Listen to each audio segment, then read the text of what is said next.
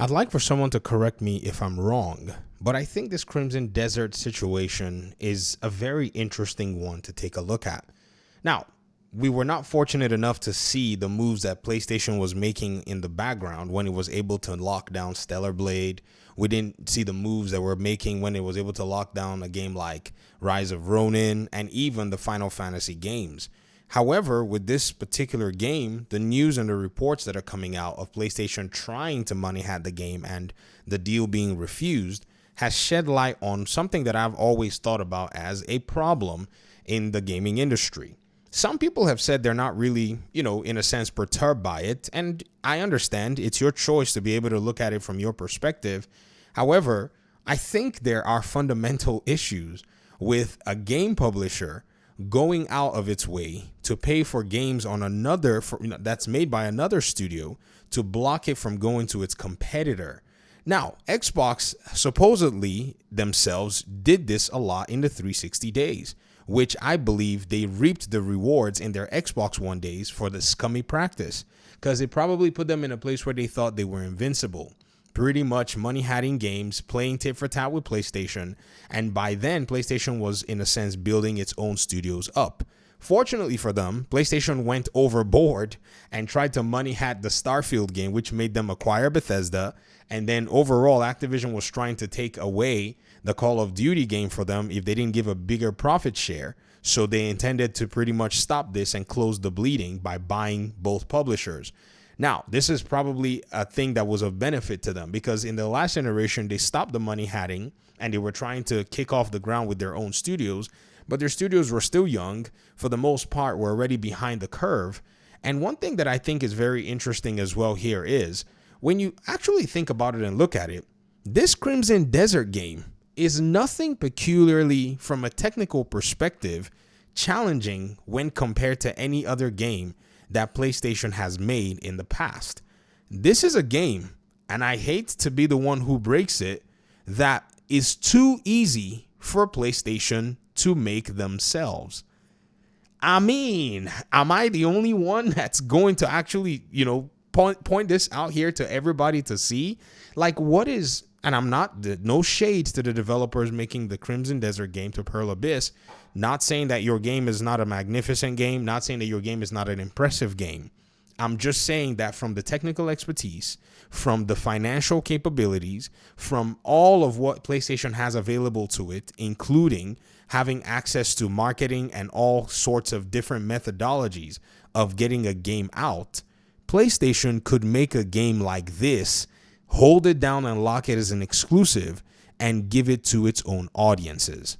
But I think their business strategy is not just to do that, but while on the way to actually maybe make some of these games one day, they want to destroy Xbox with this particular tactic. It's quite scary to think about it. Now, yes, maybe you can say both of them have been playing that game for the longest time, but that game needs to stop. Because at the end of the day, here's what's going on. If it's not competition, what happens is it actually harms, in a sense, the consumer. If it's competition, it benefits the consumer when they're actually doing things from the most ethical way. Because what would have happened in this case, for those of you who want to play games like The Witcher or games like Dragon's Dogma 2, Elden Ring, who exist on the Xbox platform, this game could have been money hatted if these reports are true anyways. And I have to put that caveat because, the game hasn't released yet. The developers might still change their mind and be like, hey, PlayStation, give us that money or whatever. I'm just saying. But if this is all true, it would have meant that you on the Xbox platform, possibly in the case of Stellar Blade, even the PC platform, would have had to go spend an extra $500 to buy a system, a console, that you're probably going to allow to gather dust when it's all said and done and you're done playing the one-off game at the end of the day, because this is a one-off game. It's an RPG game, looking like it. It doesn't seem like, does it have co-op? You know what? Let me not speak out of turn. It may have a co-op side. It may have a multiplayer side. It may have a live service side. But again, this is what I'm seeing here about the Crimson Desert game, right? And Pearl Abyss, they do have some other titles that they've teased in the past for live services. But at the end of the day, what I'm seeing from this game here doesn't tell me that it's like those other games. Like, I think it's called something 8. There's another game that they made that looked like it was appealing to the Division audiences. I remember looking at that game and looking forward to it. I wonder whatever happened to that game.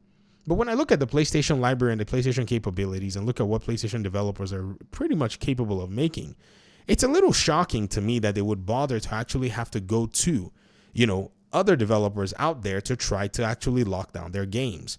Now, I've said this before, and it seems like it's a conspiracy theory. Could it be that PlayStation is looking at this from the chess perspective? If you lock down a game to PlayStation's platform, you'll be able to get consoles sold. The game will more than likely not be able to compete with your own PlayStation exclusives in the grand scheme of things.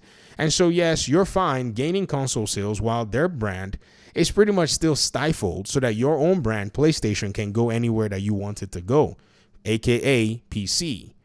So this is, in my opinion, something very interesting at the end of the day. And like I've said, I think this probably goes to the industry to signal that, some developers are starting to think very carefully about how they actually approach things. Now, thankfully, this developer is probably in a financial position where they could have said no, but many other developers have probably not been in that position. And I can understand that, you know what I mean? But if you want to think about a fair market, if you want to think about a market that, really has to bring out the best in the development of video games, I don't necessarily think that this is actually the way to go. Honestly, I think PlayStation needs to go back to its studios, go back to its IPs. Because remember, Hiroki Totoki said, I think was it him or I think the other Sony head or somebody from their pipeline said something about them not having cultivated a lot of their, original IPs, because they have original IPs. They have a lot of games that could actually, be spawned off into games that they desire to have on their platforms that they know that their audiences are going to play.